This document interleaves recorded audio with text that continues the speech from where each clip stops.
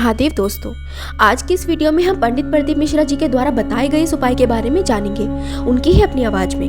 और नवरात्रे में भी देवी की आराधना का एक स्मरण का सुख है महाराज। ज्योत का विधान है, नवरात्रे में देवी की ज्योत लगती है, अखंड ज्योति लगती है, जवारे बुआए जाते हैं, कलश लगता है।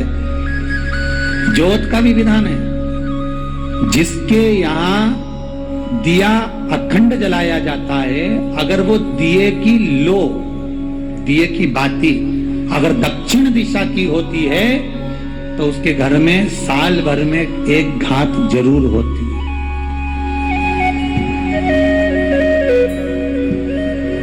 जो दिया अखंड जलता है उसकी बाती का मुख दक्षिण का नहीं होना चाहिए। अगर आपने देवी भागवत का स्मरण कराओ, देवी भागवत को अगर सुना हो, तो देवी भागवत में स्पष्ट किया गया कि पूर्व की ओर मुख करा हुआ दिया, अर्थात पूर्व की ओर ज्योत जो जलाई जाती है वो संपदा की वृद्धि करती है। पश्चिम की ओर मुख कर कर जो ज्योत लगाई जाती है महाराज, वो वैभव को देती है। और उत्तर की ओर जो मुख कर कर ज्योत जलाई जाती है, उत्तर की ओर जो ज्योत का मुख रहता है वो आयु की वृद्धि करती है, घर में अकाल मौत को रोकती है।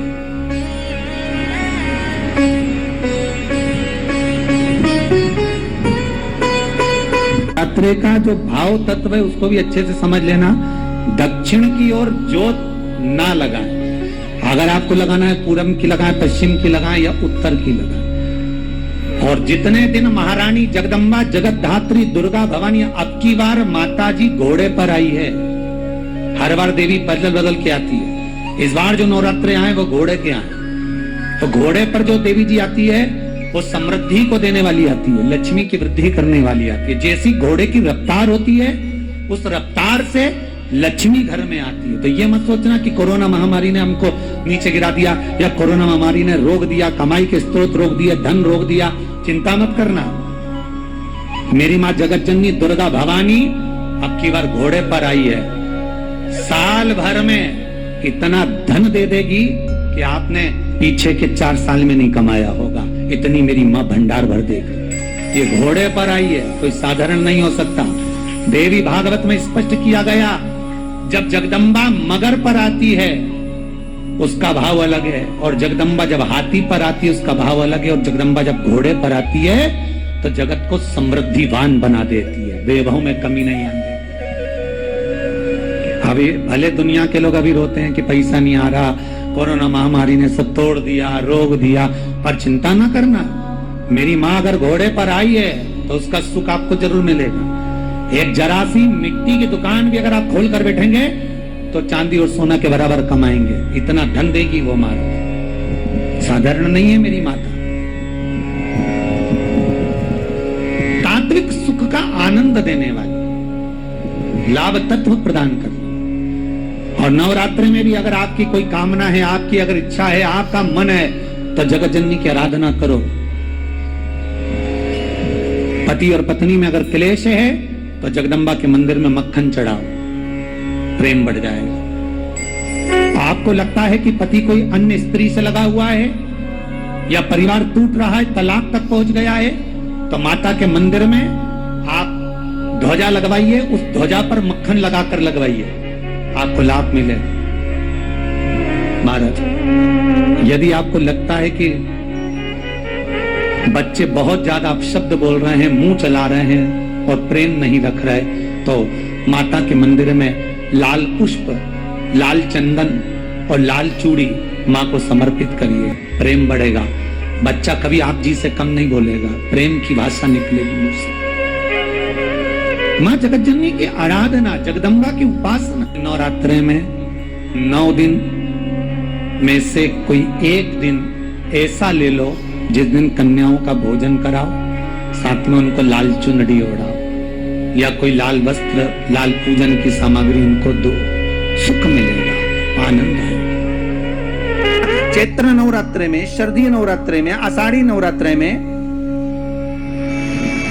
अधिक पौष नवरात्रि में हम शंकर की, हम जगत जननी जगदम्बा की जब स्थापना करते हैं, या हम नूतन घर का प्रवेश करते हैं, या गणेश जी की स्थापना करते हैं, या कोई दुकान को प्रवेश करते हैं, या कोई शुभ कार्य करने के लिए अग्रण्य होते हैं, तो हम कलश की स्थापना क्यों करते हैं? आज शिव महापुराण में शुरुआत में अपन शिव और पार्वती की यही संवाद को लेकर चलते हैं।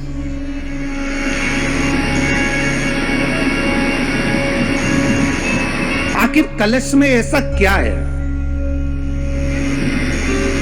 कलश के अंदर आखिर ऐसा क्या विराजमान है कि 33 कोटि देवता उस कलश के अंदर आकर बैठ जाते हैं महाराज?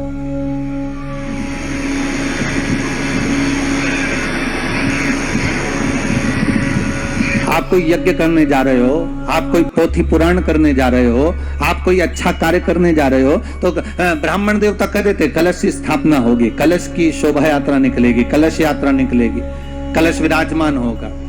और आज हर की पौड़ी पर, प्रयागराज में या उज्जैनी में, नासिक में जो बड़े बड़े कुंभ के मेले होते, कुंभ का मतलब भी तो कलश से होता है, उसकी महत्वता क्यों है? उस कुंभ की, उस घड़े की महत्वता कहां से प्रकट हो गई? शिव महापुराण की कथा कहती है महाराज, भगवान ओघड़दानी शंकर स्वयं आद्य शक्ति जगदम्बा से कहते हैं कि जगदम्बा तू क्या चाहती है बोल। तो जगत जननी जगदम्बा कहती है कि जहां मैं हूं वहां शंकर है, ये आपने कह दिया, पर जहां शंकर है वहां पार्वती का होना जरूरी है। उसके लिए सिद्ध करने के लिए एक स्थान ऐसा बनाया जाए जहां पर शंकर विराजमान है और शंकर के साथ पार्वती विराजमान है। तो शिव जी ने कहा, पार्वती उसके लिए मैं तुझे एक सुंदर कलश का निर्माण कर देता हूं। दुनिया का रचनाकार, दुनिया की रचना करने वाले महाराज, संपूर्ण ब्रह्मांड की रचना करने वाले, जिनको भगवान शिव ने स्वयं ब्रह्मदेव से कहा है कि ब्रह्मा जी तुम सृष्टि खंड को आगे बढ़ाइए, सृष्टि की रचना करिए। और आज ही के दिन, यही चैत्रीय प्रतिपदा के दिन, यही इसको कहते हैं नया संवत्सर, नया वर्ष। हिंदू धर्म में क्यों कहा जाता है? आज ही के दिन ब्रह्मा जी ने महाराज सृष्टि की रचना करना प्रारंभ करा था। आज ही के दिन भगवान शिव और ब्रह्मा का संवाद हुआ था। सीधे भगवान शंकर ब्रह्मदेव के पास जाकर बोले थे, हे ब्रह्मदेव आप सृष्टि की रचना करिए। तो ब्रह्मा जी ने पूछा था, सारे नक्षत्र आपने बनाए, सारे दिन आपने बनाए, सारी घड़ियां आपने बनाई, सारा पल आपने बनाया, मनुष्य की श्वास गिनती, काउंटिंग, अर्थात मनुष्य के शरीर की रोमावली, ये सब आपने निश्चित करी है। भले वो पार्वती जी का हस्त कमल ना हो, भले अशोक सुंदरी की जगह ना हो, भले अशोक सुंदरी की जगह भले ना हो, और भले उसमें हस्त कमल माता पार्वती जी का ना हो, परंतु शिवलिंग शिवलिंग भगवान भूत भावन वहां विराज रहे।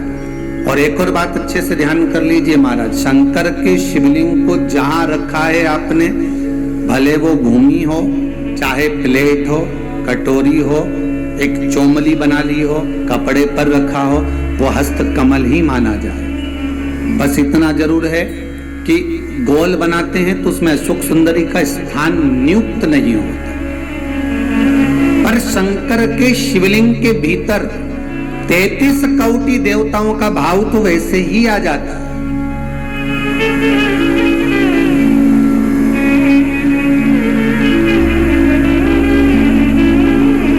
किसी ने एक प्रश्न किया, गुरुजी आप बताते हो कि कमर दुखे, हाथ पैर दुखे, पांव दुख रहे हो, कमर दुख रही हो, पीठ दुख रही हो, सिर दर्द हो रहा हो, तो शंकर जी के मंदिर में जाकर शंकर जी की शिवलिंग की बेलपत्र उठाकर शंकर जी के शिवलिंग को देखकर चबा चबा कर खाना है। तो हम ऐसे बेलपत्र खा लें तो घर पर ले जाकर शिवलिंग देखकर क्यों? तो शास्त्र कहता है कि उसके प्रतिबिंब से, उस शिवलिंग के स्वरूप से जो किरण निकलती है, उस किरण से ही तो हमें रोग मिटाना है।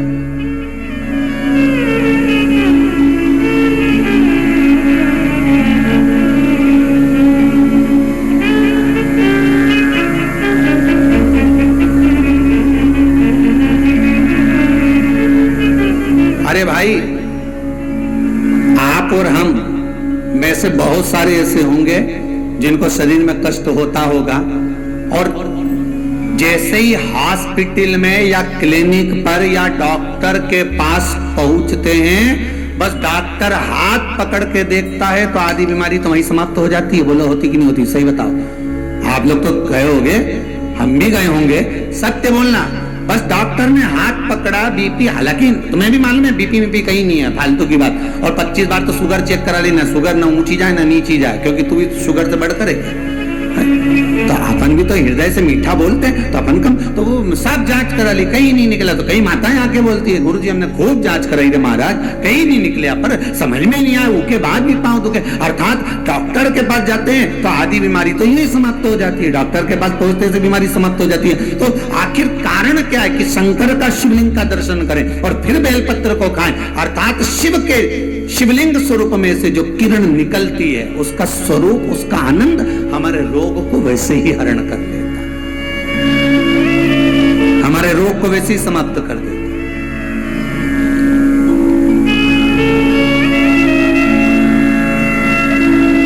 हम शंकर के स्वरूप का एक आनंद पा सकते हैं।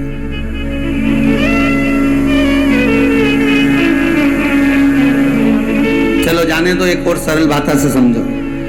किसी मंदिर में, ये कभी तुमने किसी पुराण में लिखा कि राम जी के मंदिर में जाके एक लोटा पानी चढ़ाओ, कन्हैया जी के मंदिर में चढ़ाओ, माता जी के मंदिर में, भैरव जी के मंदिर में, हनुमान जी के मंदिर में 33 कोटि देवता का कहीं नहीं लिखा कि एक लोटा पानी चढ़ाओ। पर पुराण में लिखा शंकर के मंदिर में जाओ तो एक लोटा पानी चढ़ाओ, शिवलिंग पर जल चढ़ाओ, गंगा जल चढ़ाओ, जल चढ़ाओ, पर चढ़ाओ जरूर। क्यों लिखा? कारण क्या था?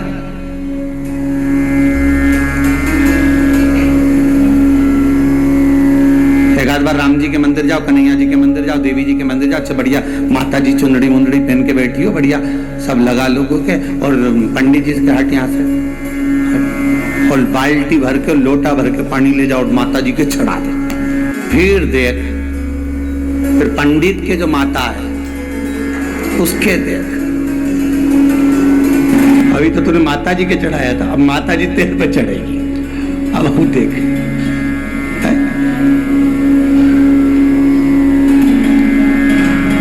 कहीं लिखा है ऐसा है? पर नहीं, शिव के लिए लिखा है कि जल चढ़ाओ शंकर के शिवलिंग पर। क्यों? उसका कारण है, जब हम जल चढ़ाने के लिए जाएंगे तो शंकर भगवान पर जब जल चढ़ेगा तो उस जल का स्पर्श हमारे हाथ से शिवलिंग का होगा तो उससे हमारा कल्याण अपने आप हो जाएगा। क्योंकि सारे आनंद चरण, सारे देवताओं का एक तेजपुंज उस शंकर के स्वरूप में विराजमान है। कहते हैं जब संपूर्ण सृष्टि खंड नष्ट करने का जब समय आता है, भगवान शंकर काय के देवता है? संहार के देवता। जब भगवान शिव संहार के देवता हैं, जब संपूर्ण सृष्टि खंड समाप्त होने का समय आता है, पूरी पृथ्वी जब जल में मग्न होने वाली रहती है, तब 33 कोटि देवता आते हैं और भगवान शिव जी से निवेदन करते हैं, सब कुछ आकाश पताल तलातल रसातल सब नष्ट होने वाला है, क्या करा जाए? शंकर भगवान कहते हैं आप सब मेरे पास में आ जाओ और मुझ में समा जाओ। 33 कोटि देवता शंकर के अंग अंग में समा जाते हैं। हम कहते 3.5 करोड़ रोम छिद्र ये मनुष्य के शरीर में है।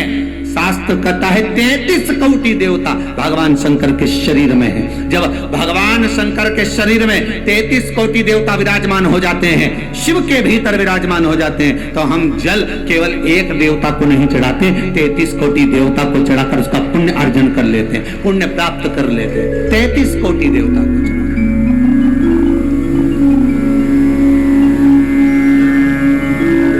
जैसे नीम के वृक्ष में 64 योगनियां होती हैं, देवियां होती हैं, इसलिए आज भी हमारे विधान है, आज भी विधान है कि किसी को बहुत तेज बुखार आ रहा है, बहुत तेज बुखार, महाराज एक लोटा पानी लो, उसमें नीम की, कड़वी नीम की डाल दो, और डालने के बाद बच्चे पे से जिस पे बुखार आ रहा है उसको 7 बार उतारो और ले जाकर नीम के पेड़ में डाल दो, और उस नीम की जो झाड़ है जो पानी के अंदर पड़ी थी उसका जल उस बुखार वाले व्यक्ति पे छीट दीजिए। 15 से 20 मिनट में बुखार नीचे समाप्त। देवियां अपना भाग ग्रहण कर लेते, देवियां भाग को प्राप्त। तो अब इन सारे वृक्षों की जो महत्वता है, चाहे नीम हो, बेलपत्र हो, शमी पत्र हो, महाराज रुद्राक्ष हो, इनकी जो महत्वताएं हैं, लोगों ने अपनी महत्वता दिखाने के चक्कर में इन सबको छुपा दिया। और तो ये शिव महापुराण को वेद व्यास जी ने लिखा, इसमें सारा वर्णन कर दिया कि कौन से वृक्ष से हम क्या क्या फल प्राप्त कर सकते हैं। एक स्कंद पुराण, शिव पुराण, लिंग पुराण और नर्मदा पुराण, ये पुराण शंकर से ऐसी जुड़ गई जिससे हम प्राप्त कर सकते, जिससे हम ग्रहण कर सकते।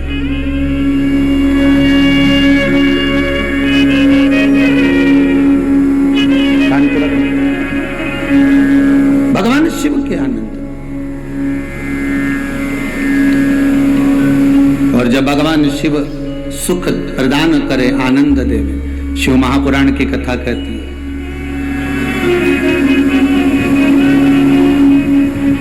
हम भी भले शिवलिंग साथ में लेकर ना चले, अहिल्याबाई जैसे, हम भले शिवलिंग को पल्लू में बांधकर ना चले, पर शिव महापुराण की कथा कहती है हम शंकर का अनुमोदन कर कर तो चल सकते हैं,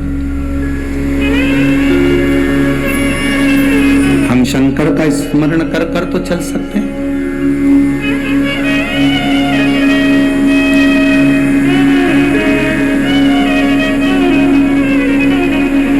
शिवरी नारायण में कथा कही थी, आपको याद होगा। एक कबूतर स्वर्ग जा रहा था, अगर किसी ने सुनी होगी शिवरी नारायण कथा तो ध्यान में होगा। एक कबूतर स्वर्ग जा रहा था, एक पक्षी रेगिस्तान में जिसके पंख पूरे जल चुके थे, पीने के लिए पानी नहीं मिल रहा था, कबूतर को देखा, कबूतर ने उसको पूछा क्या बात है। उसने पूछा कबूतर से तुम कहाँ जा रहे हो? उसने कहा रे मैं बैकुंठ जा रहा हूं। अच्छा हाँ, तो उस पक्षी ने कहा कि एक बार भगवान से ये जरूर कहना,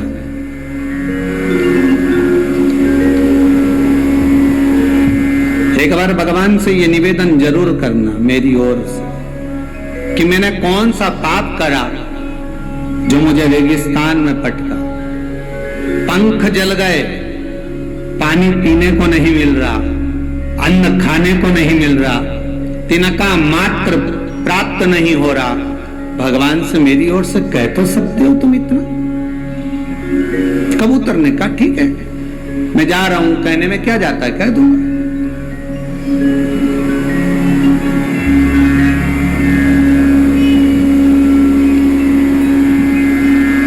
कहने में जाता क्या है, वो मेरे को कहने में कुछ नहीं जाता, मैं कह दूंगा।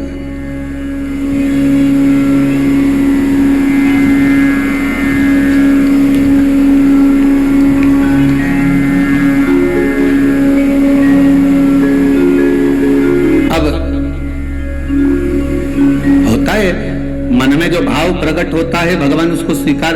एक बहुत भांग घोट कर पीने वाला व्यक्ति था, दिन रात रस नशे में रहे, भांग का नशा 24 घंटा करे और दिन भर बम बम बोला बोले और गोला बोले निपटा ले, बोले बम बोला और ले गोला तो चले। अब खून नशे में, परंतु उसका नियम था, रोज शंकर जी के मंदिर जाता था और शिव जी को प्रणाम करके और चला जाता था।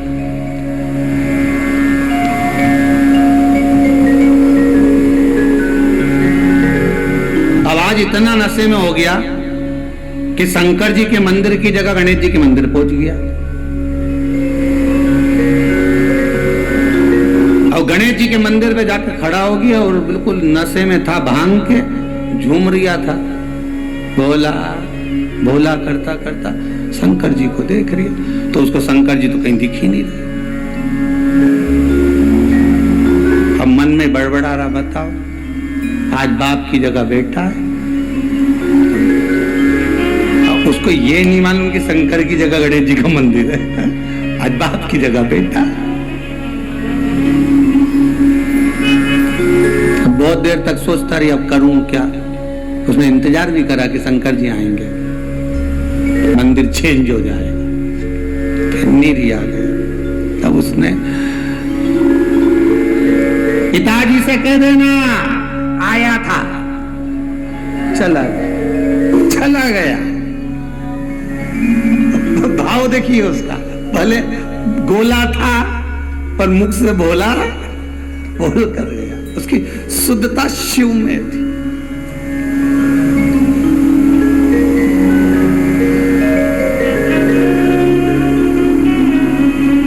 हम कहते हैं हम नशा नहीं करना भी नहीं चाहिए, पर सत्संग का, शिव महापुराण का एक नशा हमारे जीवन में भी ऐसा होना चाहिए कि तुझ में रब दिखता है, यारा मैं क्या करूं, हर एक में शिव नजर आ जाए। वो नशा हमारी बुद्धि चित्त में हो। और है ऐसा नहीं कि नहीं है। कई लोग टीवी खोलते हैं तो यही देखते हैं कब शिव पुराण आ रही है, जरा देखो, जरा चैनल चेंज करो, कौन सी टीवी पे आ रहा है, अभी इस पे आ रहे थे, अब इस पे आ रहा है, अब देखो जरा कौन से पे, तो चेंज कर करके देखते रहते, कितनी बजे कितनी पल। पड़ोसन को फोन लगाएंगे, कोई आया क्या सियोर वाला महाराज का कोई समाचार, देख दे जरा, है कोई अच्छी कोई क्लिपिंग आई है तो हमें भेज देना। एक व्यक्ति 50 60 ग्रुप में भेजे, जरा देख तो जरा कोई अच्छी बात आई हो तो जरा भेज। अब भगत शिव का तुम कह देना भगवान से कि मेरे को इतना दुख क्यों दे रहा है। तो पहुंच गया कबूतर ऊपर और धर्मराज के पास गया। धर्मराज ने पूछा क्या बात है कबूतर, तुम दुखी दिख रहे हो, तुम तो बैकुंठ जा रहे हो, तो तुम्हें तो प्रसन्न होना चाहिए। नहीं, दुख इस बात का है कि नीचे एक पक्षी मिला था मुझको, बेचारा बड़ा दुखी था, उसके पंख जल गए, उसके पास में खाने पीने का कुछ नहीं है, कुछ कृपा कर दो ना आप, मेरी तरफ से कृपा कर दो, मैं विनती कर रहा हूँ, कुछ तो कृपा करो। धर्मराज ने कहा बहुत पापी है वो, उसको भुगतना पड़ेगा, भोगना पड़ेगा। तो उसको कुछ नहीं मिलेगा, ऐसे ही रहेगा, बिल्कुल ऐसे ही रहेगा, कुछ खाने को नहीं मिलेगा, कुछ भी प्राप्त नहीं होगा। ठीक है, कबूतर बैकुंठ घूमते घूमते देवऋषि नारद के पास चले गए। देवऋषि नारद से पूछा, नारद जी मन में थोड़ा सा दुख है। नारद जी बोले क्या दुख है। एक पक्षी बेचारा पड़ा हुआ है, तो उसको कुछ खाने पीने को नहीं मिल रहा, बड़ा दुखी है, पंख वंख सब जल गए, कुछ नहीं बचा। अब नारद जी बोले भैया जो कर्म में लिखा होगा वो तो भोगना ही पड़ेगा। एक काम हो सकता है, तो क्या शंकर भगवान के पास चले जाओ, वो ये भाग्य और कर्म कुछ नहीं देखते, वो तो दुखी देखे न उनने दिया बस। उनको तो जिसने बोला बम बम बोला और उन्होंने दे दिया सोने का अंडा उठा के तुरंत। जब चोर को कुबेर बना सकते हैं तो तू तो जान। अब शंकर जी के पास पहुंच गया। भोलेनाथ जी बोले क्या, वो पक्षी बेचारा है ऐसा। शंकर भगवान बोले जो कर्म करा है तो भोगना तो पड़ेगा, पर सुन किसी से मत बोलना, उसको जाके किया क्या, बस इतना बोल दे कि जितना दुख मिल रहा है ना, हर दुख में एक ही बात के वार है प्रभु बड़ी कृपा करी, बड़ी कृपा करी, इतना जोरदार दिया, बड़ी कृपा करी, बस इतना कहना चालू करवा दो उससे, बाकी कुछ मत करना। अब भोलेनाथ तो भोलेनाथ ऐसे ही काम करवाते हो, जा बस इतना बोल दे, हर चीज में वो कृपा करना कि भगवान बड़ी कृपा करी प्रभु आपने, बस इतना बोल। ठीक है, बोल दिया। उस पक्षी ने पूछा कबूतर तू वापिस आ गया, तूने मेरा बोला हाँ भगवान से बात करी थी, एक सबने मना कर दिया, पर शंकर जी बोले कि ऐसा बोल कि बड़ी कृपा करी। तो क्या काय की कृपा करी, मेरे तो पंख चल कर कृपा करी। तो बोलने में क्या जाए, बोलता रहे, बोलने में क्या जाए, बोल। उसने भी चालू कर दिया, वाह प्रभु बड़ी कृपा करी, कष्ट बहुत है, पानी नहीं मिल रहा, बड़ी कृपा है, मत मिल रहे तो उसमें भी तुम्हारी कृपा है, खाने को कुछ नहीं मिल रहा पर आपकी कृपा है। एक दिन भगवान विष्णु लक्ष्मी जी के साथ घूमने निकले, घूमते घूमते लक्ष्मी जी रूठ गई। लक्ष्मी जी ने नारायण जी कहा प्रभु ये क्या है। भगवान विष्णु बोले क्या है बताओ। कितना अच्छा जीव बेचारा, पंख जल गए तो कह रहा वारे प्रभु तुम्हारी कृपा, पानी नहीं मिल रहा तो कह तुम्हारी कृपा है, खाने को नहीं मिल रहा तुम्हारी कृपा, और तुम कृपा सागर बनकर, कृपालु बनकर, दयालु बनकर, करुणा सागर बनकर लोग तुम्हारी आरती गा रहे, जय जगदीश हरे, और तुम जरा सी दया नहीं कर सकते। भगवान बोले इसका कर्म भले कर्म बेकार, पर वो क्या कह रहा है बड़ी कृपा, तो कृपा कर दो, थोड़ी सी कृपा करने में क्या। भगवान ने कहा ठीक है पंख दे देते हैं जिससे उड़कर कहीं चले जा। अब ब्रह्मा जी ब्रह्माणी के साथ जा रहे थे, ब्रह्माणी ने सुन लिया पीने को पानी नहीं, बड़ी कृपा है, 28 दिन का व्रत हो गया, कुछ नहीं पिया, पर कृपा आप ही की है प्रभु जो आपने व्रत कराया। ब्रह्माणी बोले कितना पाप लगेगा ब्रह्मा जी आपको। भगवान ब्रह्मदेव बोले काहे को, इसको पीने का पानी नहीं मिल रहा और कृपा कृपा कर रहा। तुम दया सागर करुणा सागर होकर सबकी लेखनी लिखने वाले, अरे पापी है नहीं मिलेगा इसको, तो क्या पाप आप नहीं काट सकते? काटो पाप और उसको पानी पीने का दो। भगवान ने कृपा कर दी, पीने का पानी मिल गया। अब जा रहे थे भोलेनाथ, अब वो तो विश्वनाथ, विश्वनाथ का मतलब भरण पोषण करने वाला, खाने को देने वाला। पहुंच गए, पार्वती जी बोली कितना दुखी है। भगवान शंकर बोले आग भी मैंने ही लगाई है, ये जो पंख और पानी मिला है, पर बोलूंगा नहीं। पार्वती जी, अच्छा पति की आदत रहती है कितना दान कर कर आ जाता कभी नहीं बताता, और पत्नी हमेशा सोचती मेरा पति बहुत कंजूस बहुत कंजूस। जरा दुकान पे बैठ के मालूम तो करो कितना दान दे दिया बेचारा, किसी को नहीं छोड़ता सबको देता, कमाने में भी नहीं छोड़ता तो देने में भी नहीं छोड़ता। होता अपने को लगता है पति दान नहीं करता, भजन नहीं करता, कीर्तन नहीं करता, वो दिखावा नहीं करता। तुम्हारे जैसे 4 घंटे तक अगरबत्ती लेके बैठ गई, तो उसको दिखावा दिखावा नहीं आता। वो तो बस अपनी मर्जी से जो पढ़ना है पढ़ लेता है, मन से जाप कर लेता है, स्मरण कर लेता है, भजन कर लेता है, दिखावा दिखावा नहीं करता, उसको कुछ नहीं आता, फालतू की बात है ये। दिखावा दिखावा नहीं करता, उसको कुछ नहीं आता, फालतू की बात है ये। बेटा बेटी के ब्याह में देखना तुम, माँ कहती है सब चीज जमा के रखो, जमा के मंगलसूत्र वहां रखो, हार वहां रखो, पाटली वहां रखो, और वो चप्पल इधर रखो। जब वो बहू को चढ़ावा चढ़ता है ना या लड़की को कुछ देते हैं तो सब दिखावा कर कर, और पिताजी कहते रखा ही है ना, रखे डब्बा बंद रखा तो खोलो तो सबको दिखना चाहिए। अब पत्नी मैं शादी में भी न करे, खोलो खोलो, और वो पति के रख दिया ना, सबको मालूम है अपन ने दिया, उसमें क्या नहीं नहीं सबको दिया। और कई कई नाम लिखो अलमारी पे, भेरूलाल, गणपत लाल, हरि किशन, श्रीधर, वेणुधर, राम गोपाल, पांडे, तब पूरा इतना बड़ा नाम लिखा अलमारी पे, ऐसा लगा जैसे पूरी धर्मशाला दान करी, पूरी लिखा।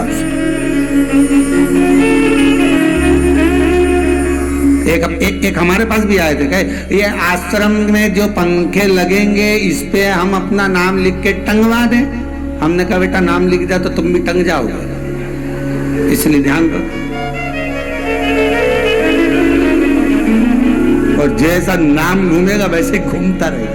ये शंकर है, ओ गर्दानी, भोलानाथ है, शंभो, ये तुम्हें खूब दे और तुम खूब दान करो, मना नहीं है, पर नाम जाने दो, वो होगा जो चल रहा है। ये पंखे पे कहीं लिखा है, एक पंखड़ी पे लीलाबाई, एक पंखड़ी पे कमलाबाई, एक पंखड़ी पे बिमलाबाई, और बीच में जो बचा भेरू किशन।